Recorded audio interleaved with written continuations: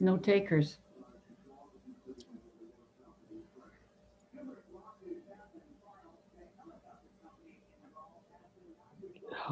I guess I'll do it.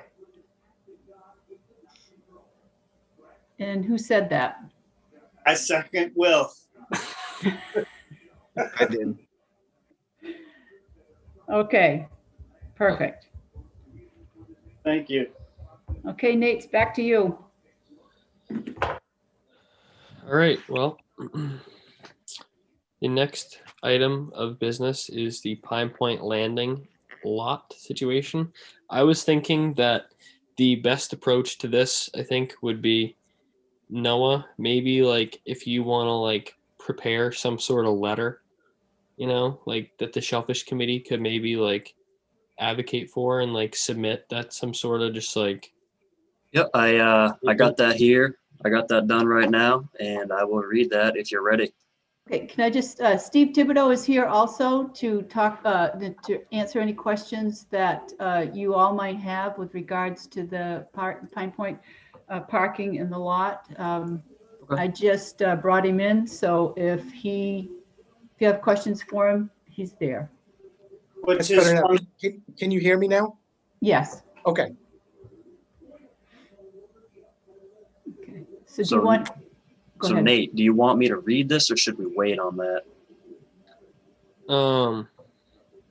I think you can wait on that. Do you have any questions?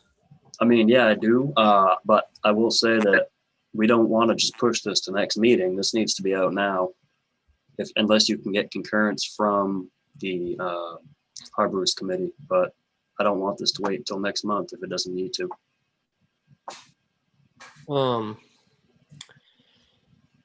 You might want to bring Steve up to date. Yeah. I don't know if Okay. he had a chance to watch the previous meeting, but I did not, sorry. Okay, that's all right. So you might that's want to cool. just let him know what the committee's. Yeah, Noah, do you want to give him a briefing? Yeah, let me just really quickly do that. I figured out how to do this last meeting. Okay.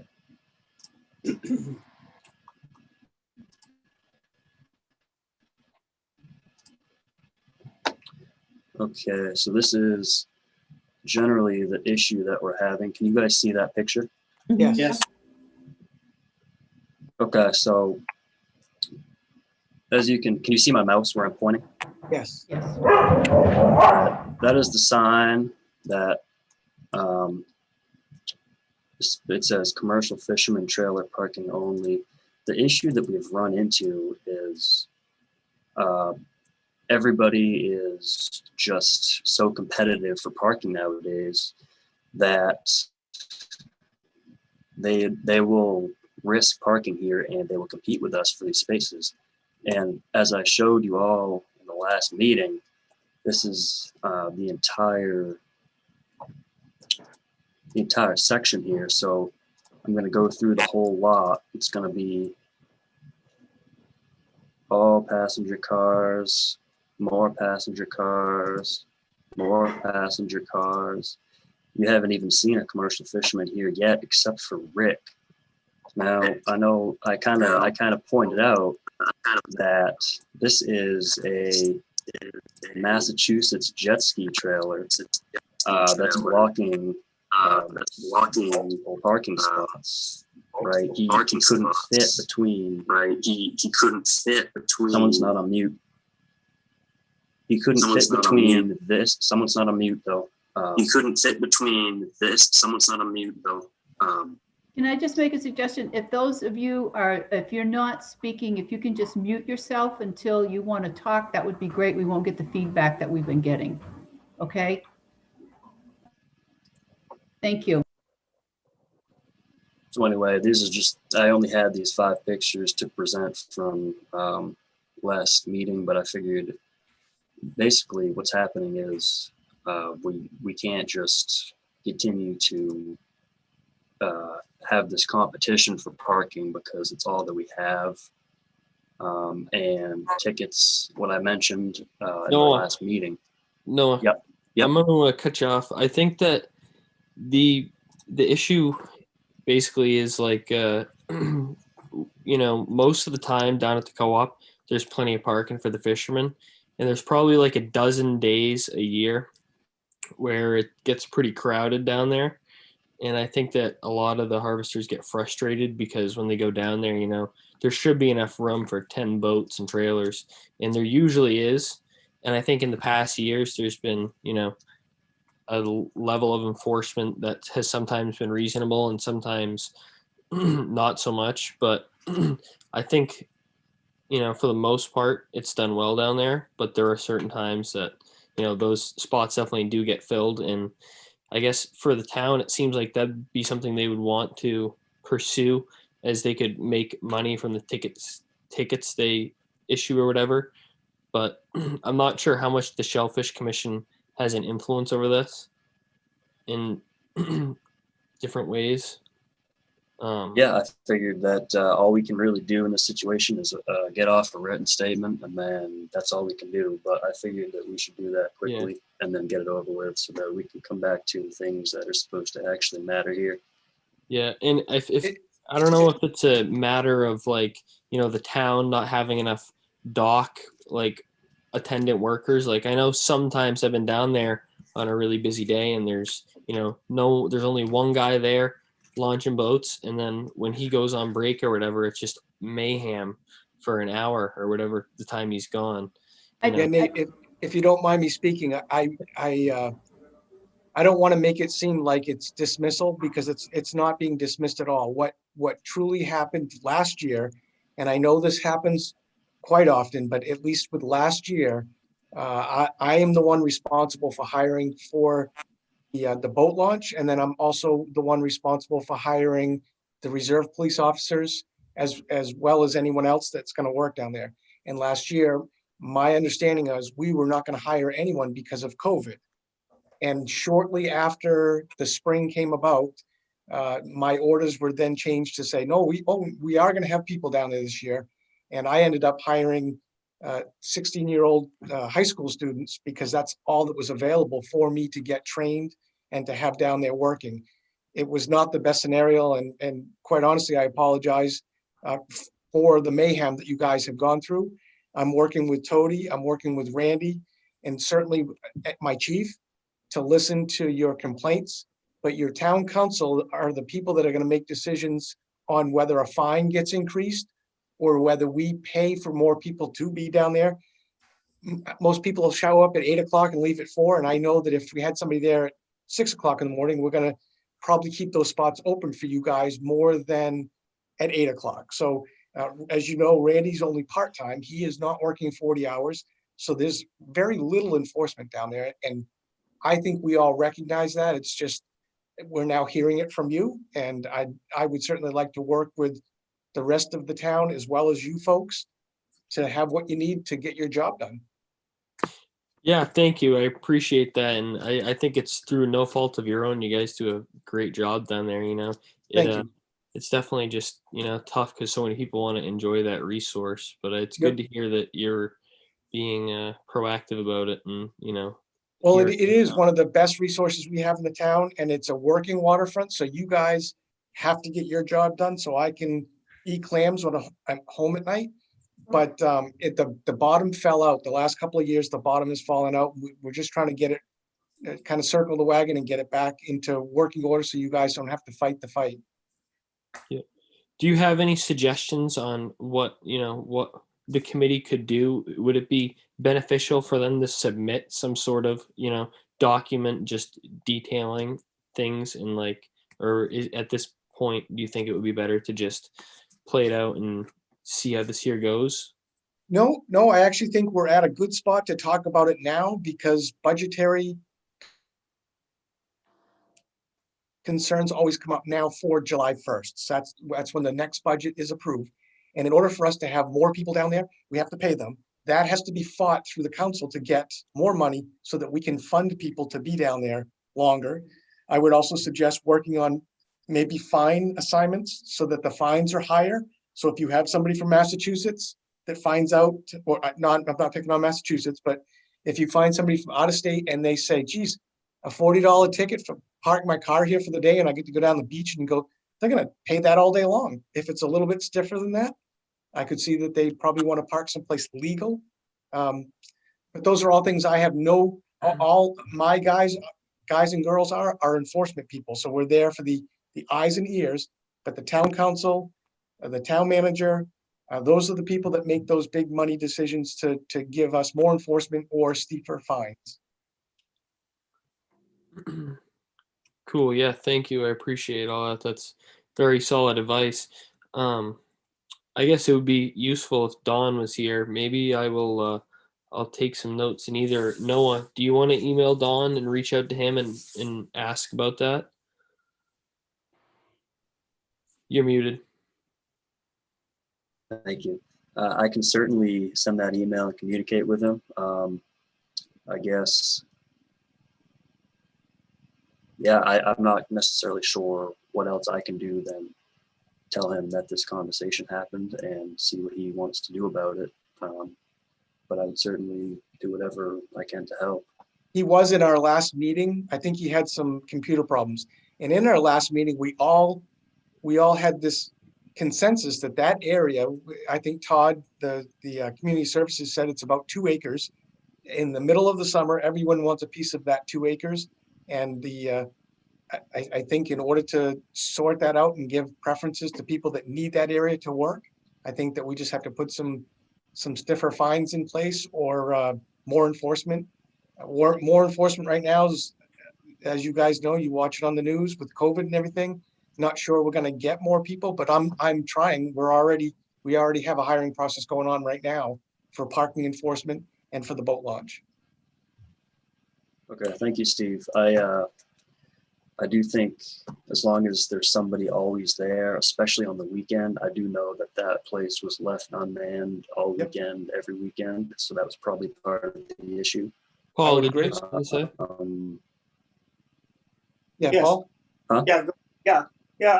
I think Noah or somebody mentioned last meeting that possibly if you had a no parking towaway zone, and then you employed a subcontractor to hang around down there, he wouldn't mind dragging the cars out of there. That would make, is that possible or not? That's all. If it was the signage read no parking towaway zone, and you again had a local Black Point Auto down there with a wrecker, that would probably. Paul, I'll be Okay, straight I up honest. definitely, I pointed that out, and I would say that the wordage would be somewhere from June to October, 8 a.m. to 5 a.m., something of that nature, so that it's not always going to be very, very harsh. That might be a little more reasonable. And then that might, maybe, I don't know how we would be able to get that in, but I know at least for passenger cars, it would be very reasonable if the signage was extremely good. But right now, the signage is extremely terrible. So it would take a lot of improvement.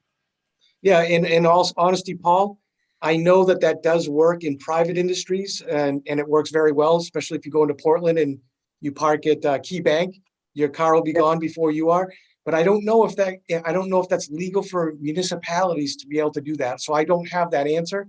But certainly our enforcement guys, if that's what the ordinance said, we would certainly enforce that. Thank you. Yeah. All right. Well, thank you very much for shedding some light on that situation. I think Dawn is going to be a really good avenue for us to figure out, the best way to go about this along with you. So maybe, what do you think, Noah? Do you want to reach out to Dawn and start rolling the ball with him and see what, he thinks about the situation or could possibly be done as well? Because I know he's on the town council. Yeah, I'll take that. I will email him, say the town council is our best avenue to potentially get in as many changes as possible or a solution. I'm guessing there's not much else to him I can say than that, but I will provide any details that I can. All right. Certainly, I'm available for support for you guys and Randy as well. My email is right on the police website, or you can call dispatch and ask for me. And if there's any questions or concerns or something that I can answer, I work a lot, so I'm there for you guys. Yeah, thank you. I'll put you and Randy on CC. Awesome. Thank you very much. I appreciate it. Sure. Okay.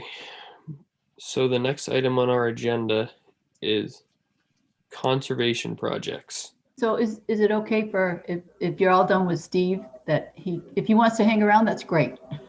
No, If he I could wants- go if you want me to. No, you're more than welcome to stay.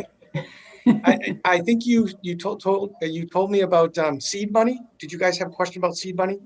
Yes, last meeting, remember, there was a talk about funds Yes. and whether the committee still had the funds. And I did email the chief, and he did, I believe, speak with Steve, and Steve might want to touch on that. Yeah, Yeah, so there has always been a budget line for seed money, and in past years, because of budget constraints, over the years, we've taken a little bit out of it each year in order to meet the budget requirements. And when COVID hit, town council and the town manager asked for a significant amount of money from everyone's budget. And that is when the chief removed that line so that there is no money in there. But I spoke with him this afternoon, and if that's a concern of yours, he would be more than willing to go in front of council in his now budget hearing and ask for money. If you guys need money, he said he can't give you the world, but he'll work with me in order to get that budget line put back in there for your needs.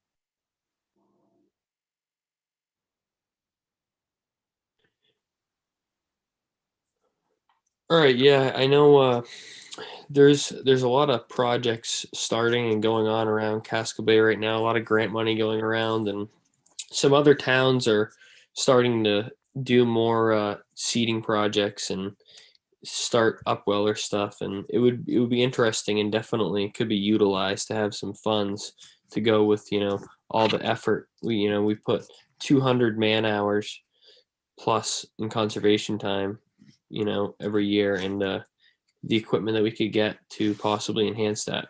The budget could definitely possibly benefit that in a significant way. Okay. Can I ask a question, Robert? When you were on the commission before, and maybe Paul might know, was anybody writing grants, trying to see if we could get grants for this committee? I don't believe so. Okay. Nate, do you know of a way that we can find out about getting grant money? I mean, I So- wouldn't mind helping write them. I know a little bit about it, and there was actually a grant that we missed, but not a lot of towns got it a little while ago, and there should be some other ones coming up soon. But so the Tidal Bay Consulting, that whole project to the Casco Bay Regional Shellfish Working Group, I've been working on that with 7 other people, and there's actually this is a little bit of a tangent, but there's a survey for that working group that I'm going to send out to everyone. I'm glad you brought that up because we got it. I got the email too. Yeah, can't forget about that. And it's due by the 28th, I believe. Yep. So I figured now would be a good time. If everyone wouldn't mind completing that, I'm sure it would be very well received and useful to the committees. It'll explain what the database is on there for the survey on the thing. But the person who's been running that group, Jessica Joyce with Tidal Bay Consulting, she's a grant writer, and she does a lot of grant writing. And she was on the Cumberland Shellfish Commission for like 9 years, and they got a few grants from her. And I've been talking to her a little bit, and she said that she's gonna keep us in the loop. And one of the goals of the database is to, enhance the abilities of commissions to apply for grants. So she is a very good resource, and I think that I'm gonna invite her to either next month's or April's meeting to come in and talk. And I know that Sarah Randall from the Down East Institute will also want to come, and she may also be able to contribute to the conversation of how funds from the Shellfish Committee could be allocated in useful ways, and also grant writing and getting additional money, because they do a ton of that stuff. That all their work they've done with us is on grants. So Vincent has his hand up to speak. Is it okay to let him into the meeting? Yep. Okay, hang in there. I'm new to this. Okay, Vinny, you're in. All right, three points. To Nate and the Shellfish Committee, I think they really need to visit the losing spaces at Hurd Park, that is going to put more pressure on the parking down at 96 King Street. Todd Souza spoke at our meeting. You guys should go on and watch it on YouTube. But, that's, if you remove, and I don't know whether it's 39 or 49, it doesn't matter whether it's 2 or 20, as far as I'm concerned. They're removing spaces out of Hurd Park. That's just going to put more pressure on some parking spot someplace. So if, that falls onto that parking lot, you need to read it, you need to hear it, you need to voice your opinion on that. The second thing that comes to my mind is I hear a lot of people talking about the seed money and it's never this and it's not perfect and it doesn't work. Well, it's not perfect. I will agree. But the upwellers and all of this stuff that is the wave of the future of shellfish, as far as Massachusetts, Connecticut, all these areas. They've taken this so-called wild product and they're, helping it along in the wild, but it's really a form of aquaculture. But it is the next wave of the shellfish people. And then Nate, that grant writer, Jessica Joyce, just like I do, I'm friends with her, and we had a meeting last week, and I know there's money there available for this town. And, you guys just got to, put your differences aside for a couple of meetings, get the money and, help the shellfish out. I mean, because it's there. Just a minute. When you start bringing stuff in and it doesn't, again, not perfect, but, it helps. You guys are harvesters and you dealers, whatever, it benefits everybody. You need to go get at that. It's there, contact Jessica, bring her in, let her do the work for you. That's what she does. Yeah, definitely. I think that's something we should be focusing on, is trying to, figure out ways to get grant money, because as everyone knows, once you have the money, you can pretty much do anything. Especially with your kind offer to, possibly store some seed for the shellfish. But, when you buy the smaller spat and you put it out the first summer, and then we bring it back in and we put it in tanks for the winter and then you put it out. I know some stuff is going to die. I know it's not perfect, but it's better than zero. Mm. And again, it goes back into the community, whether Paul digs them or Peter Angis or Chucky or whoever, it doesn't matter. Somebody in the area is going to dig those clams.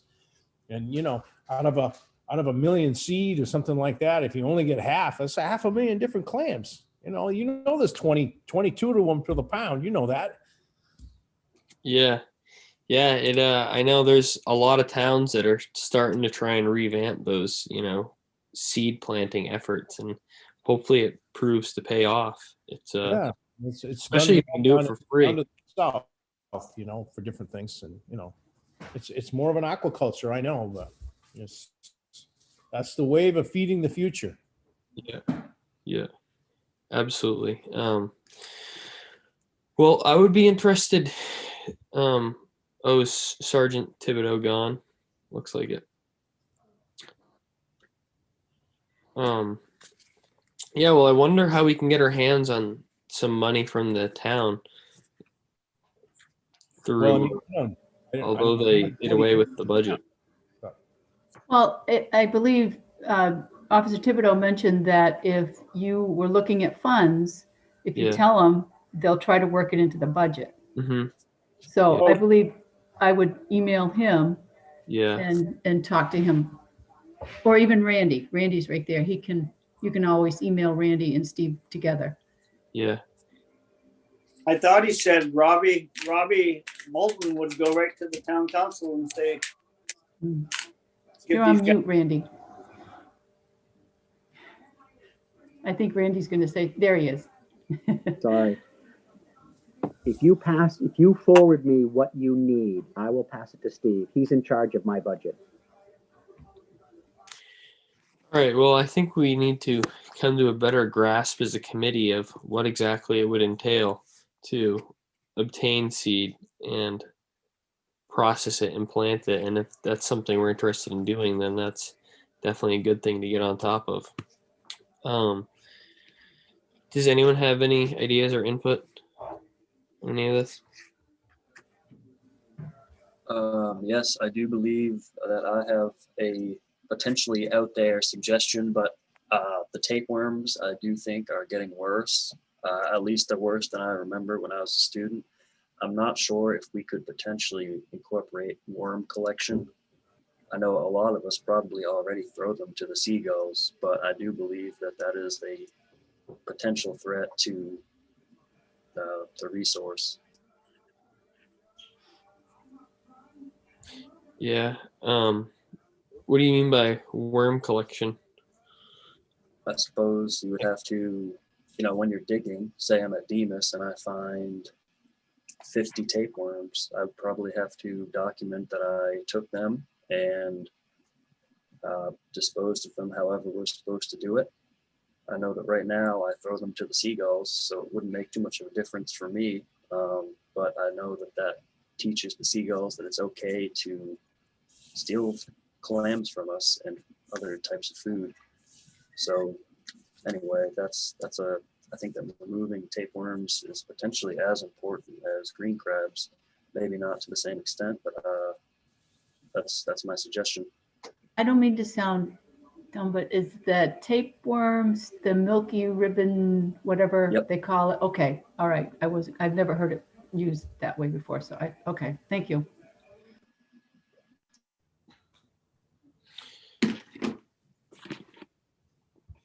I think that I'm not sure how much we'd be able to do. I think everyone removes them for the most part. I hope everyone does. There's always seagulls around hungry for them. Could that be part of a conservation project? I mean, I know that's the next item on your agenda, but just a thought. I don't think that could really be incorporated into a conservation project because I think everyone should just, be feeding the worms to the seagulls. Like, does anyone have any input?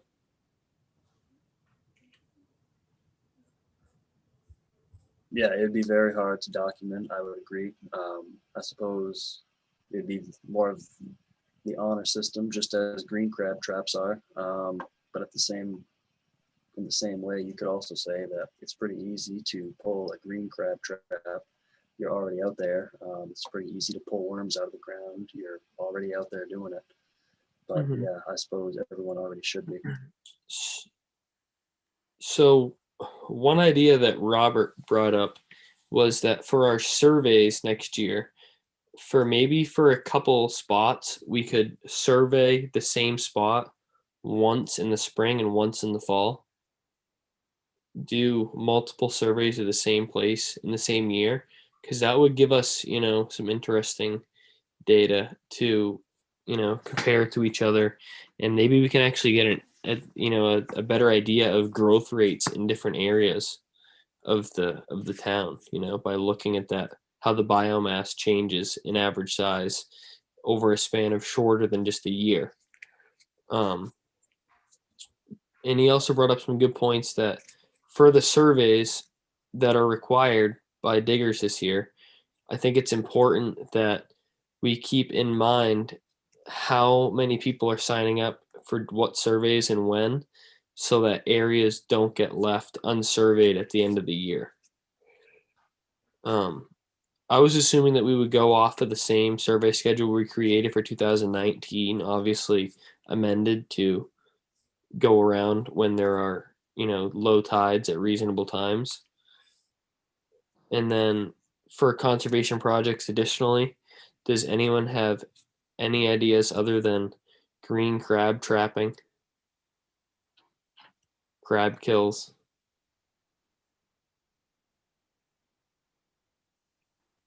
Volunteering on the Down East Institute project if they end up needing people when they deploy spat boxes. I think that if surveys are going to be required for every digger to do, between them, you said it's mandatory 4 hours. Hmm. I think that's how the ordinance reads now. Yes. Yeah. I think once you fill up all the surveys and between crab kills and crab collection, I think you're going to see that that's pretty much going to fill all the projects up. If it's going to be a challenge, I think, to get that many people, that many licenses involved in every license involved in a 4-hour survey to begin with. So I think that's going to be a little tricky too. So my suggestion would be that we get together this month and try to figure out how we're going to do that for, I don't know what the exact amount of full-time licenses there are, but it's got to be close to 40, I believe. It's in the high 30s anyways. So you divide that into like, a group of 3 per survey. So that ends up with like 10 or 12 surveys that have to be done. And that's going to be quite a bit. We've never done that many surveys in a year. You got to remember too that if they're under 18, they don't have to do conservation time. And I think at a certain age, they only need 4 hours of conservation time. And then the rest is, I believe, 12. So we did 4 surveys in the crab kill on the last memo that went out to the commercial diggers. Mm-hmm. Yeah. So we're gonna have to orchestrate like 10 or 12 surveys. I believe that I think there's got to be like 36 full-time licenses out there, that people that are going to need their 12 hours. I think we actually did come up with quite a bit of areas, Robert.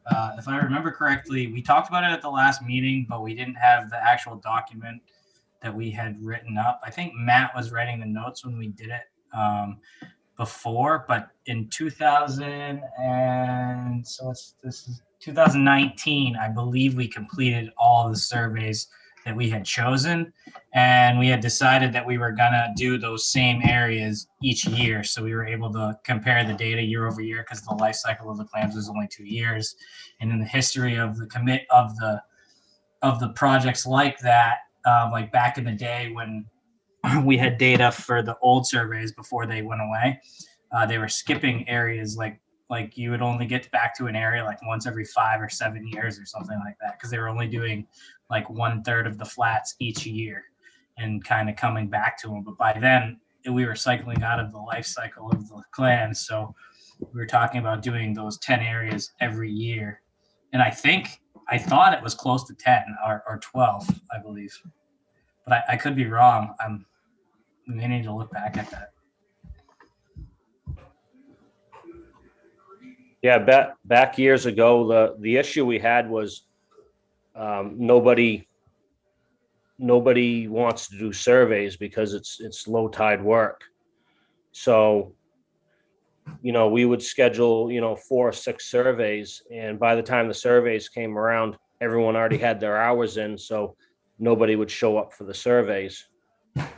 That was the biggest issue that we had. But now that it's mandatory, people are gonna have to show up for them. I have a comment to make to this for a minute. So I just pulled up some meeting minutes from 2019, April 2019. We went through and we had this exact same conversation like Travis was just saying, and we actually nailed down certain locations in the town, and we even determined which month all of those locations would be surveyed. And reiterating what Travis had just said, was the whole point was to make sure that we were surveying the same locations at the same point in time every year. So, like, for example, in May, we had written down that which we followed this last year, but in May, we're surveying the Big Spit and the Libby River. In June, it was Turner's Bar, Demas's, and Battlegrounds. In October, it was Winnick's Neck, the Eastern Trail. In November, it was the Spurwink River and Nonsuch Point. So the whole point of this was to do the same thing every year. And last year we tried to get this, or I say we tried, I believe our intention was to have this put into the Shellfish ordinance so that we didn't have this reoccurring conversation every year.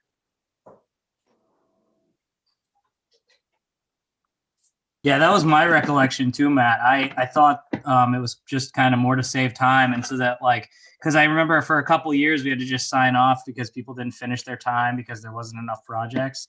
So that was like a two-prong approach. We were getting the data we needed for the councils because, you know, back when we had some issues with trying to determine license numbers, we came up with the idea that we need to actually have the data on how many clams there are. Well, you know, and be able to show and plot the information from, you know, year over year, like what you're seeing for this size and what they become the next year. Because that obviously, like, when you're determining licenses, it's not the harvestable, it's not the last year's total harvest that determines how many licenses you should give out. It's it's like 2 years ago survey that determines it. And a couple people brought up like seasonal licenses and all that kind of stuff. So we were like, you know, how do we get more information on this? And then also be able to provide like an outline that's easy to follow each year of the projects, so that nobody's saying, oh, well, we didn't know what the projects were when they were because, you know, they weren't scheduled yet. Right. So that was the solution.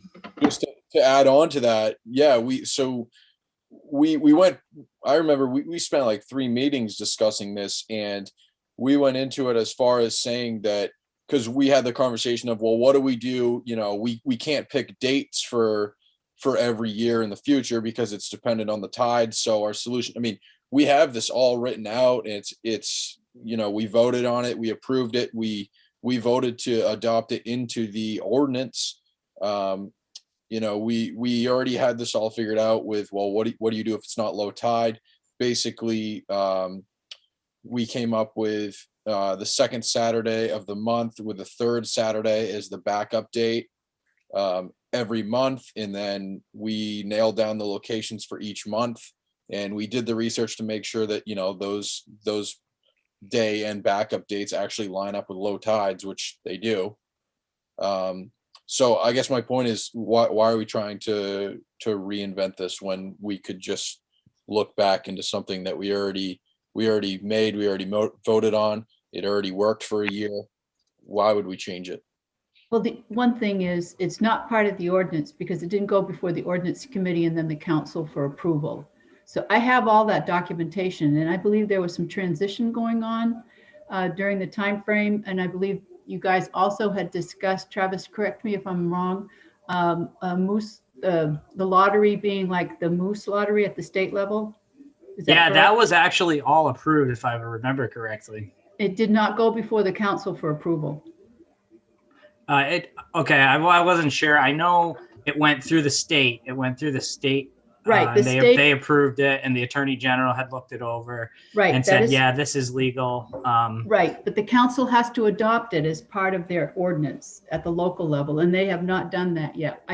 Before it goes to the council, it has to go to the commission and have it reviewed, and we did do that. It's stopped at the local level. We've not done anything to move it forward to get it to the council. And I believe it was,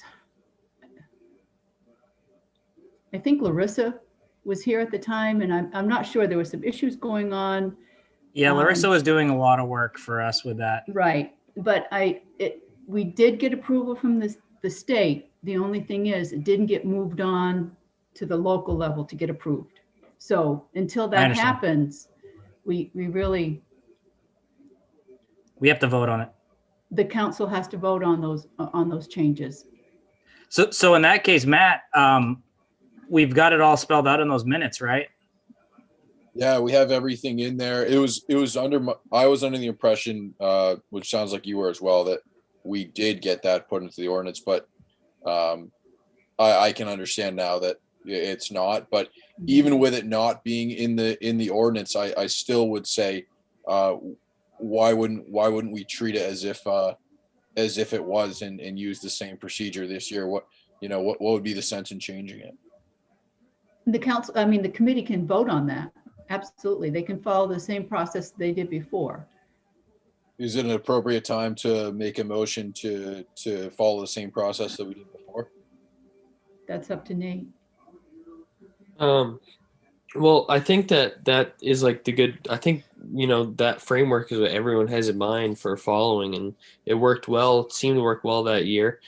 And I guess the only thing I was even saying was that it might be interesting to overlook those areas. And since we didn't do anything last year, that first year data is absolutely useless for the most part, because we don't have anything to compare it to this year. So I would argue, though, if you don't follow this, if you don't use the same system every year, your data's forever useless. No, absolutely. But I was just thinking that maybe the one thing we could possibly change is take one of the areas that doesn't have any clams and refocus one of those survey days back onto an area and do that one area in the spring and in the fall every year. I think that might be the one spot where we lapsed in making that, is that we didn't choose a flat to do in a different way and survey it in the spring and the fall and the spring again. I would make this suggestion that maybe if that's what we do, I think we should still stick to the schedule that we kind of came up with, just because it makes our lives a lot easier in the long run, this year and every year. And it's good for the data, and it's good for the clam diggers because they know exactly what to expect and when to expect it, and you can almost plan a year in advance with that schedule, which I think is good, because we were always running into issues with, people not having enough time to plan. And but I like what you're saying, Nate. I think I get what you're saying, to do it twice to see how the clams, kind of evolve in a year and what the difference is. And even like surveying empty flats and then seeding them and seeing how it comes in again. Like, I see definitely a benefit to that. I mean, I would even argue that those surveys are more important than crab kills and more important than trash cleanups. Well, I mean, I don't know. Trash cleanups are always good, but I would be on board with saying, let's, instead of doing crab kills, let's focus more attention on that. Mm-hmm. I think that we should do that same survey schedule, choose one flat from the fall and get rid of the flat and make it into one of the more productive spring flats to resurvey. And we should have the survey time meet 2 hours before low tide, not 3 hours before low tide. Does anyone want to take on the responsibility of making a document and looking at a tide chart and choosing times for the surveys based off of the document that we already have? I can do that. I'm just gonna go with the one we have now. That's kind of where I'm at. Yeah, I just mean that we have to just look over that document and say what the dates are and what times on those days. The second Saturday, but no one knows what time on. Oh, I see what you mean. Speak to that for a second. So I'm looking back. Again, this is July's meeting minutes from last year. We determined that we knew this would be an issue basically now. So we proposed, basically it was proposed to add a clause to the Shellfish Committee ordinance and it was the following clauses. It was the following clause. Surveys will be carried out per DMR's clam survey procedure. Survey dates will be set by the committee for the year at the February Shellfish Committee meeting. The survey locations will be scheduled for a full tide as close to the second Saturday of the month as possible. And May, it was the Big Spit, the Libby River. June, Turner's Bar, Deems's Battlegrounds. October is Winnick's Necks, Clay Pits, Eastern Trail. November, Spurwink, and Nonsuch Point. The Shellfish Committee would like to hold off on sending these to, okay, so here's where we dropped the ball. The Shellfish Committee would like to hold off on sending these changes to the Ordinance Committee so that we can bundle these changes with future changes. So that's where it was left off. That's why it never ended up in the actual ordinance. Well, that's good to know. I guess it doesn't really matter that much to us, though, that it's not in the ordinance, as long as we keep that document alive. Exactly. I mean, you can still move forward with those recommendations that you have. And I know Travis and his committee worked really long and hard on making these proposals. So I do have that paperwork. If you want me to email it to everybody to review, I can do that. Yeah, that would be great. Cody, do you think it's reasonable to send out a projects list after the March meeting, and we'll take this month? Maybe I'll communicate with Robert, and we'll take that document that's sent and get the tide times and stuff and the exact days. Yeah, we can mail it out for you. Yeah. So You can go ahead, Robert. I just got a couple questions. How many of the surveys in 2019 were actually completed? Let's see. I think all of them were, except the one that Todd was supposed to complete. I think that was the only one that got canceled, possibly. But I think all the stuff's in your office, Randy, right? You're on mute. I don't have all the documentation in my office. There is some notes in the files. I know I got the survey on Big Spit and Clay Pits turned into me, but I'm looking in my files. I don't see.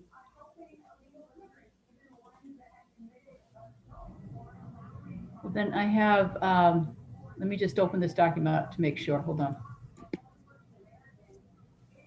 Working from home, don't you love it? It looks like I have, yeah, it looks like I have, let me get back there. I have Clay Pits, Demas, Ferry Beach, Nonsuch, Plummer's Island, Turner's Bar, and Winnick's Neck. Those were the ones that I. Okay, so that was 6 or 7? Yeah, 7. 7, okay. Yeah. So it makes sense then. Yeah. Yeah, my only fear is that, like, if it's not mandatory, if it's not put in the ordinance as mandatory, we're still gonna have trouble, like, doing all of them, I believe. Well, in a way, it was mandatory because we put in the when we sent out the conservation projects for last year, there was it was limited to, I don't know if anybody remembers. I want to say it was 5 guys per survey. Mhm. So the way that it was set up, the way that it was structured, it wasn't mandatory per se, but you effectively had to do the surveys in order to get the conservation time. So the surveys weren't mandatory, but in order to get your time, you had to do the surveys. So they kind of were. Okay. Well, So we're gonna limit the crab kills and crab trapping back so that we can push the surveys on so that people have to do them. Exactly. Okay. That's what we did last year, at least. Okay. Yeah, because the way the ordinance reads, I'm looking at it right now, it says the mandatory shellfish seeding.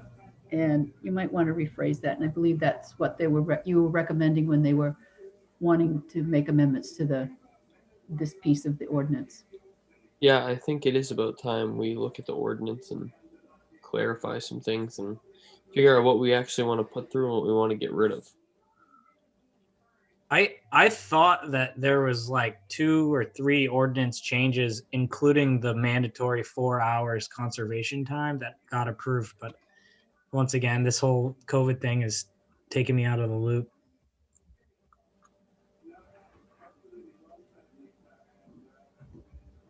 Yeah, I thought Jackie, hold the on. mandatory 4 hours had been approved, but I guess that was just a I'm looking.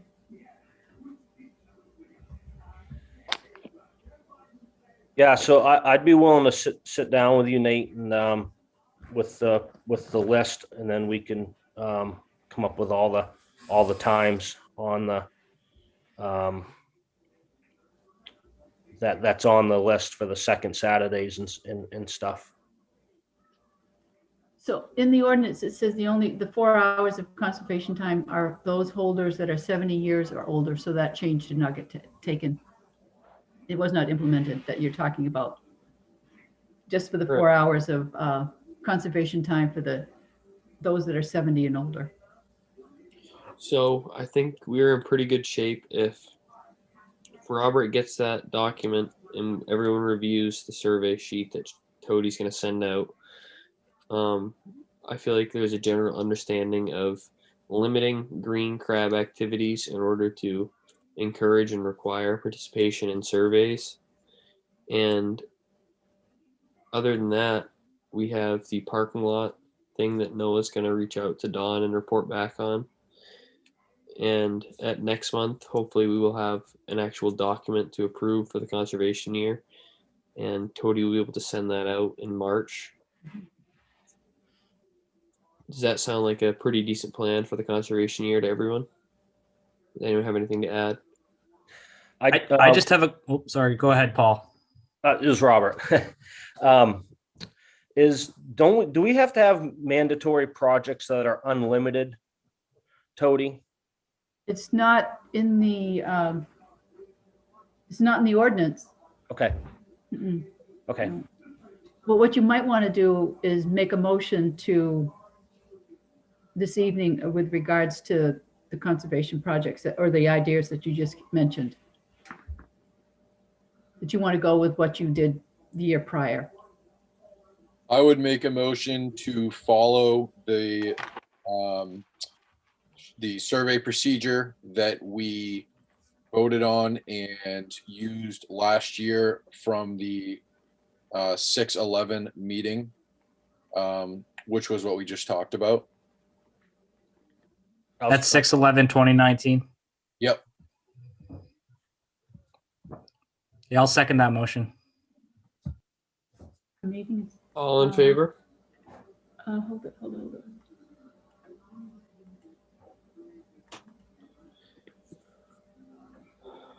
Okay. Cool. Paul, did you have something to add to that? I was wondering about securing some new crab traps.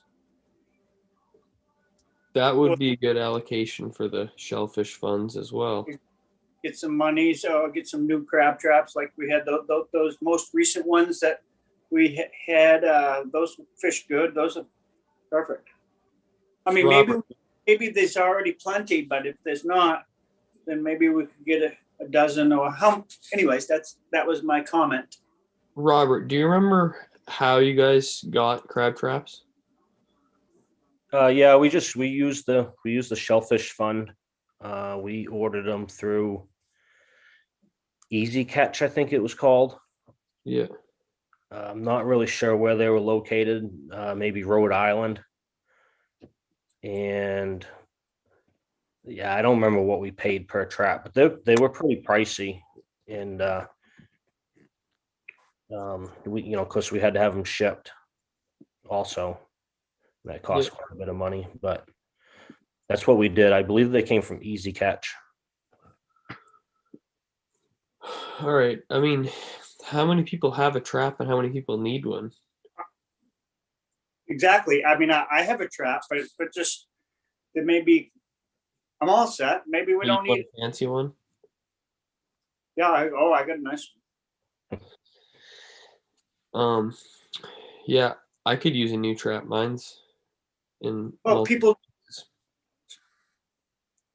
Well, that's a good question, I guess, for Sergeant Thibodeau, if that's something that we could possibly segue in. I don't mind looking into that and seeing how we can get back on top of drawing from the Shellfish Fund for things that'll benefit us. I think we're in pretty good shape otherwise, in general, if we get that document and choose those times for the survey times, get that sent out next month. We're also going to have to come up with who's going to be leading these surveys too, along with doing that, because you gotta have a head person to Mhm. We lead. had a we covered that as well. Basically, I can't remember off the top of my head, but that is all in those meeting minutes. Basically, I believe the procedure was that you had to have previous survey experience, and you could sign up to be a survey leader, and then people could sign up to join your surveys. But we had something in there that made sure that not just anybody could run a survey. You had to have had previous experience. We're going to have to make sure that we can get our hands on some survey boxes too. I'm not too sure where those all ended up. The forms? No, the spat boxes. Oh, gotcha. Okay, yeah. Yeah. I mean, that could be conservation time making, or what do you just buy those boxes and does somebody have to make them if I think we have enough of them somewhere. Yeah, we have them somewhere. Yeah, Randy, I believe, said that he's gonna, there you go. We have plenty of those survey boxes over in, well, what we call the storage building or the sugar shack. I'm not sure exactly how many, but it's quite a stack. Great. Cool. All right. Well, if no one has anything else to add for conservation projects, I'm gonna set the agenda for next month. I have one quick comment, Nate, if that's all right. Yep. So I just want to circle back to the point brought up by Vinny. I've been thinking about it, and if it's just a matter of us as a committee making moves to have to get grants in order to do some sort of seeding project. His point was, yeah, we don't know exactly what the project would be. We don't exactly know the outcome. It wouldn't be perfect, but we'd be crazy not to at least try. I think that's a great point. Like, we've had this opportunity, like we could have done this for years past, and we haven't done it. And it seems like, as the conservation committee, like we're doing the town a disservice by not trying to take advantage of that. And it could be, my immediate thought was, well, I don't know how to do that, but maybe none of us know how to do that. But the point is that we could find somebody that does know how to do that, even if it's, maybe maybe Nate reaches out to somebody at UNE who wants to do it as a thesis project. Just anything that is a step in the direction of learning how to seed in certain flats, or just, I guess the main point is, like, if the option is there, why are we not exploring it? And I would be in favor of making moves to try to chase after some of that grant money, and then finding somebody who maybe, like I said, maybe it's not us, but finding somebody who knows more about it that could use that money appropriately to try to help, seeding in certain areas. Yeah, I know that Jessica has a lot of knowledge from Tidal Bay Consulting. She's gotten a lot of grant money for towns like Yarmouth and Cumberland and stuff. I almost wonder if it would be worth going up there to take a peek at what they have going on with their soft shell clams, because I don't think there's many places that are doing like soft shell clam, spat, and seeding currently right now around here. Well, I think it's worth at least looking into further, you know, if it's possible to get that grant money, and I'm sure it's possible to find, you know, a graduate student or somebody who'd be interested in using that grant money to better our own resource. You know, at the end of the day, everybody wins. Yep, definitely. Well, it would be definitely maybe be interesting to have her come and talk to us about grant writing for a little bit. If everyone's willing to contribute a little bit, we could probably scratch together something, I'm guessing. Right. And find out if there are, you know, certain rules of what you can use this money for, what you can't. Does the Shellfish Committee have to actually run a project, or can we more or less sub it out to a grad student and have them do it and use it, have them use it as part of their research? Or, you know, it just, you know, it's kind of a shame to just let it pass by. Definitely.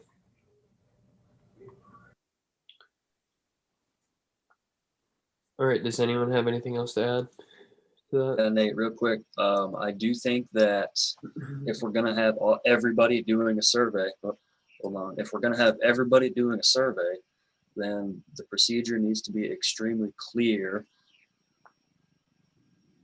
Anyway, it needs to be laid out so that some guys aren't going to a spot that's, you know, maybe a little spotty and then choosing the most densely. Anyway, it needs to be, yeah, as it should be, random and done consistently by all apparently 40 people that are gonna go try to do this. So it should be very clear. We put in the, you know, part of the agreement was that it was to follow the DMR's survey procedure, which is cut and dry, easy to follow. So it's just a matter of whoever's running the survey needs to know that that is the procedure they need to follow. And we discussed this a little bit in 2019 of, we had a meeting where we kind of were trying to reinvent the wheel and come up with our own survey procedure. And then we kind of came to the conclusion of we were wasting our time when, you know, why would we try to come up with our own survey procedure when we could just use DMRs, which has been tested and proven. We did talk about a couple other things about just like specifics for our surveys though, like, and one of the things I remember mentioning was like driving a survey stake. It was the only thing that we were like really talking about that was, you know, was important to like keep the data the same. We were talking about like starting in the same spot and going in the same direction with the holes. So we weren't like starting a different grid in a weird, you know, direction, so that like, you know, one corner of it is in like the mud that doesn't grow anything that they didn't survey on the last one. Like I feel like we did have a couple of those conversations, but I can't, like, once again, I can't remember exactly what came out of them, but I know we did talk about like putting together like a little, like something for like the Scarborough Shellfish thing, for the surveys themselves, and like the process that we talked about earlier for when the surveys were going to be there and which weekends they were going to be and all that kind of stuff. And so that we are also able to put the data there when we get it and be able to look through it all and see it all in one spot. And now that you guys talk about the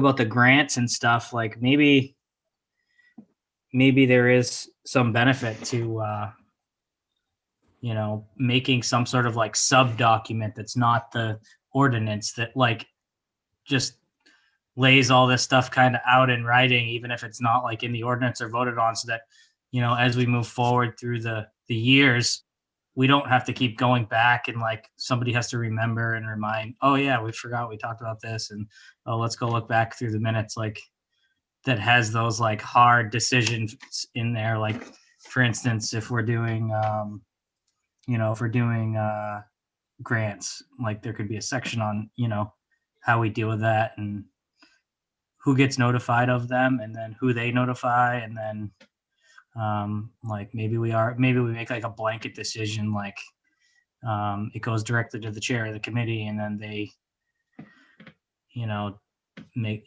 if whatever we decide to do with it, they just kind of direct it at that point. But it could all be written out, you know, like in a sub document or something.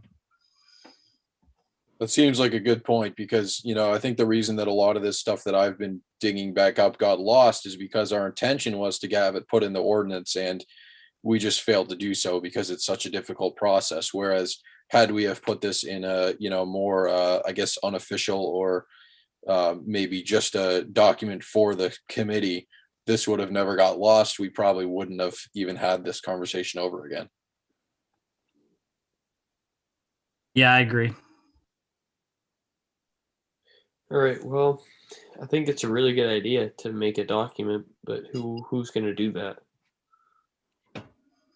Maybe we just hold workshops over time. I mean, it's obviously not something that we're going to do overnight. Yeah, I remember. If we decide to have meetings every other month or something, maybe like the in between months, we just, we start with a really broad, a really broad brush. I think you could probably talk to a lot of the the research people, the guys that you're already in contact with, the Beals people. They might already have something like this. I mean, I bet you a lot of long-term established, maybe other municipalities or maybe aquaculture farms or something would already have some sort of document like this that could, just be like a template. A guide to creating our own. Yeah, I think it would be beneficial to have, I mean, if we had this technology, GPS coordinates and compass directions from where to survey and what flat, but yeah, even just like a starting point, and you go, 130 degrees each time, and that's how you start your grid. And cool. Yeah, I mean, I think that's all good stuff to think about. I remember we had formed a couple subcommittees to deal with this, I'm pretty sure, but those have since been dissolved. yeah, we actually got a lot of, we got most of these things that we just discussed out of those subcommittees. I think that's where a lot of these ideas had come from. And we had a subcommittee just to talk about what we needed to change in the ordinance in order to write the actual ordinance. And that's what Larissa was working with us a lot on, was the actual language. So that's why when I heard that it didn't get approved, I'm kind of a little bit confused because I really thought we had nailed all those things and the language and everything. I mean, we'd had multiple meetings where we voted on revisions to it. And I just thought we were waiting. I actually thought it had already been to committee. I mean, to the local committees, but now that I think about it, it was running right into the COVID time period, probably. Yeah. Cool. Hey Nate, I'm fine with trying to work on a document. I just am not super familiar with survey, so I would need some help at the early stages of basically being told what is needed of me. Yeah. I think really we could, so to answer the question of who keeps this document, I think it's as simple as just adding a line item to the agenda every month. And the last thing that we do every meeting is what did we discuss? We talk about what did we discuss in this meeting that needs to be added to our, whatever you want to call it, working document. And it's a matter of just highlighting, 3 or 4 items that we don't want to forget about. We don't want them to get lost in the minutes. And then to answer Noah's question, I have in the meeting minutes from the last 2 years, all the details about the surveys. So it doesn't really need to be reinvented. It's not a matter of typing up a new document. It's just a matter of digging up what we already have. Yeah, I feel like a lot of it's just cut and paste and organize. And then as we move forward with you guys are talking about grant writing and acquiring grants, that's you can kind of just add that in and so then you could have a special workshop on how that grant process works and who deals with it. And then, like you guys were saying, do we send it to a grad student or do we, do you pay somebody to do it? All that stuff. You just, as you get it worked out, just kind of keep it going in there, and just so it's compiled in one spot.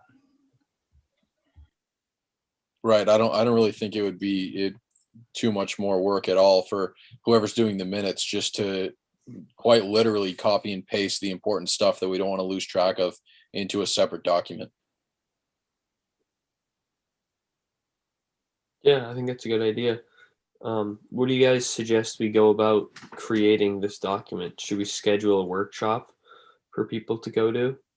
I don't really think it's something that we need to go back and dig things back up. I think that moving forward, maybe we should keep this in mind, but I'm not suggesting that we go back through the past 2 years of meeting minutes and dig back the important things that we came up with. But I think that we can access those things as needed, just like we did tonight, where we can quickly dig up what our decisions on things that have resurfaced, such, for example, the surveys.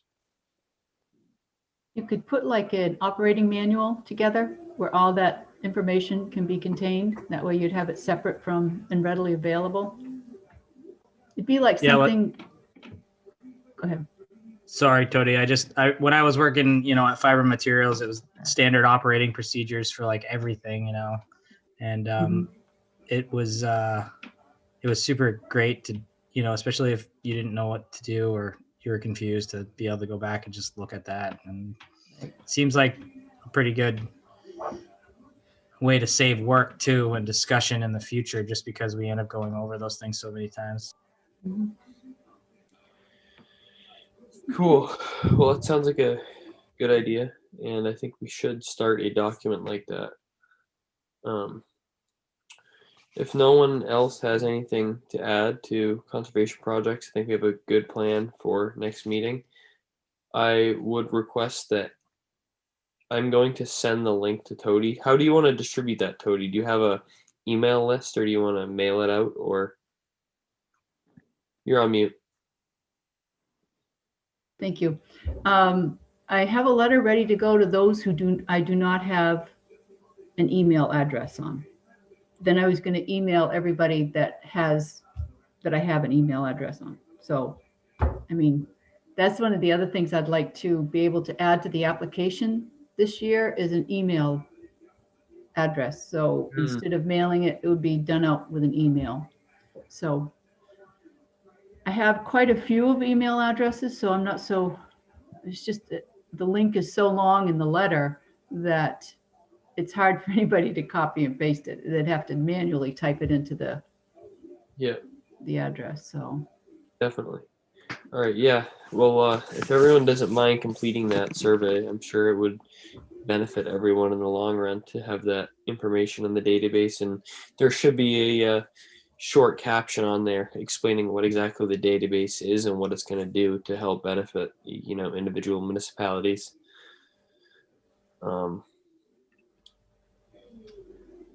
Does anyone have anything else they would like to see discussed before I move on and set the agenda?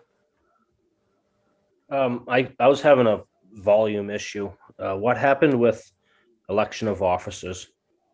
you're vice chair. Okay. So who Nate, and the secretary? Will, Who's not here? right. And he did email me. He was having technical difficulties and he'll watch the YouTube, which by the way, it's probably the first 5 minutes I forgot to click the button. So I apologize for that.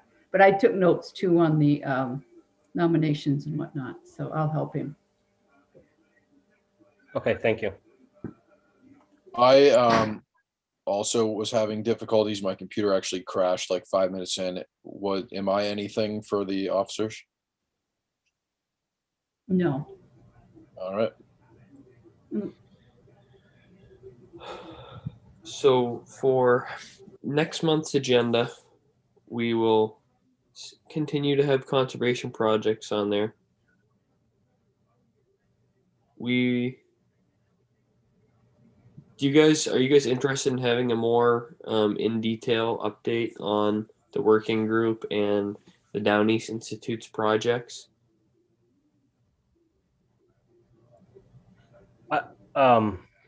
Just to kind of go along with that, we should have a evaluate where we stand with our P90 scores for the town. It's probably been a long time since we've had somebody come down from DMR and evaluate, what areas are testing high, what's testing low. So that we have an idea if we're at risk of losing anything.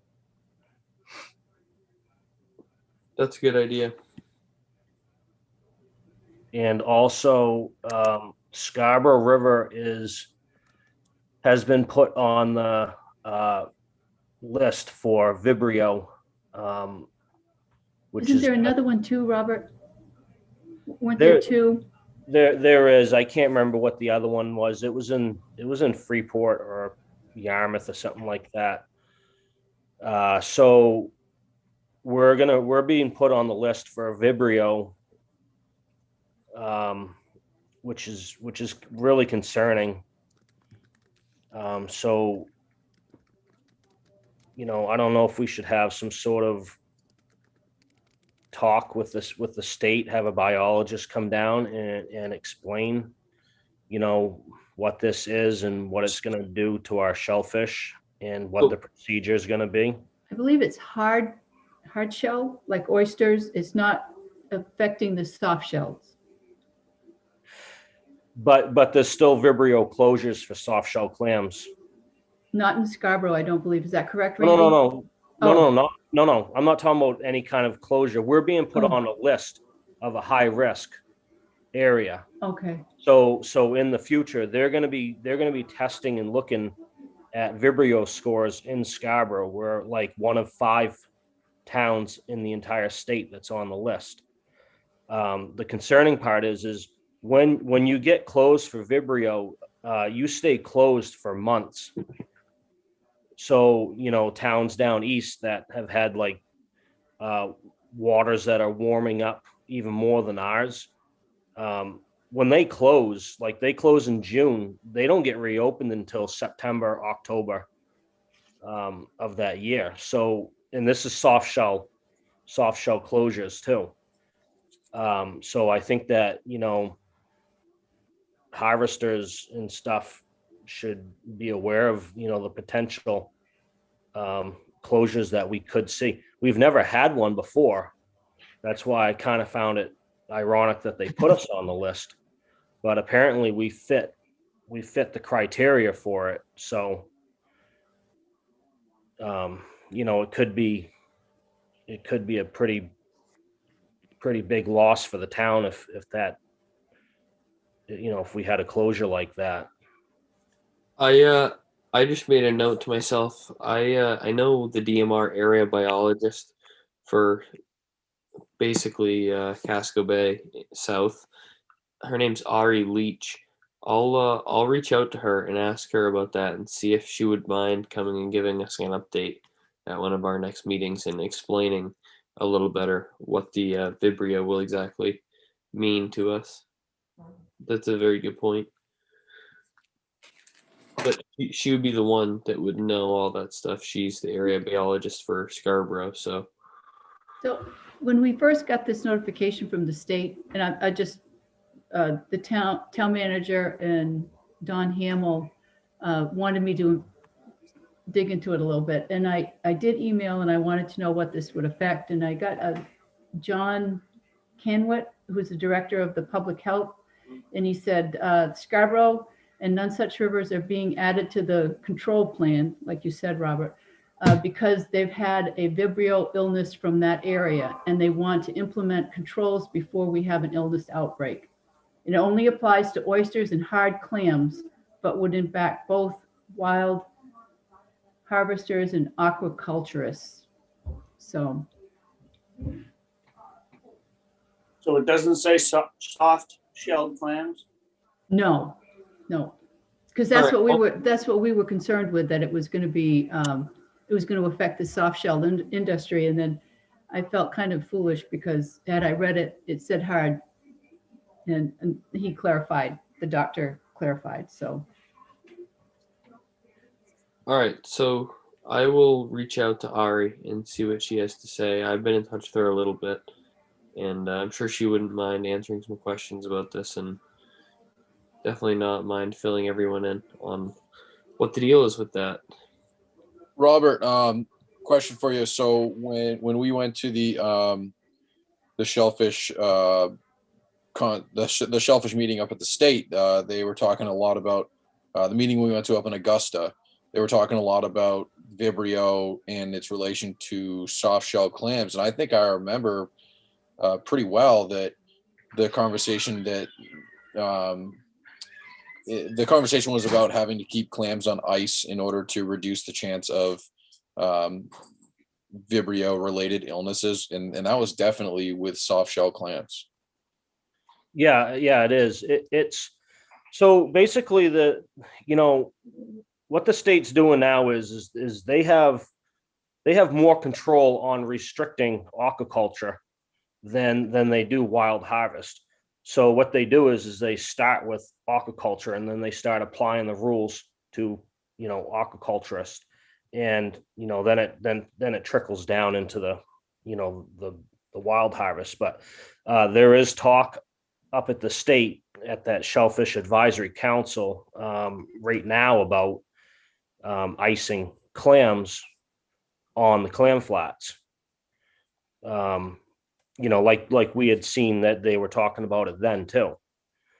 Right. So the point is just because just because right now we're talking about oysters and hard shell clams, it doesn't mean that this doesn't affect soft shell clams. It just means that it hasn't yet it hasn't yet come up. Right. Yeah. They could close us for Vibrio tomorrow on shellfish clams if they found it in the clams. I think the reason why none such in Scarborough River is being put on the list immediately is because of the aquaculture leases that are on those rivers.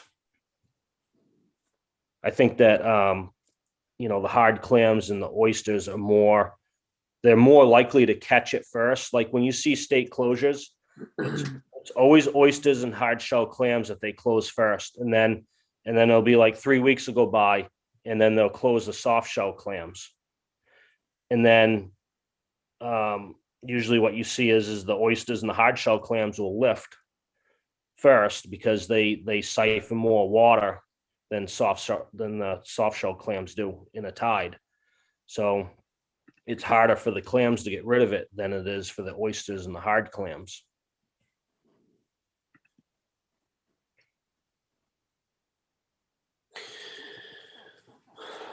Interesting.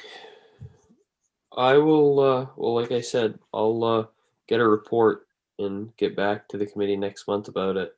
And if anyone wants to hear about it sooner than that, I can feel free to reach out to me, because I'll try and reach out to her this week, send her an email, and then she's pretty good about getting back. So,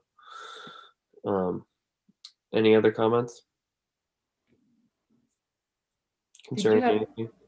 Did you have anything else other than conservation projects and the Vibrio update for the agenda next time?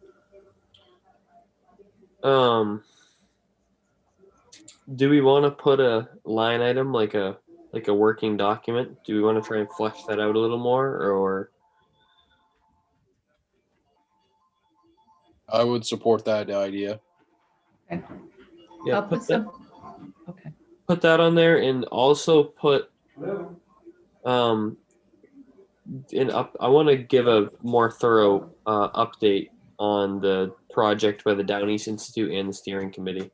So that would be a good item to have on there as well. Okay.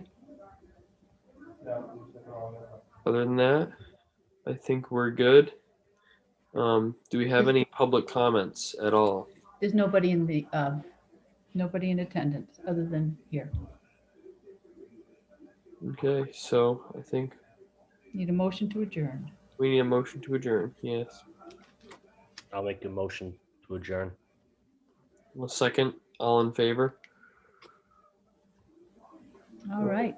Thank you, guys. Take care. Meeting adjourned. Thank you. Good night.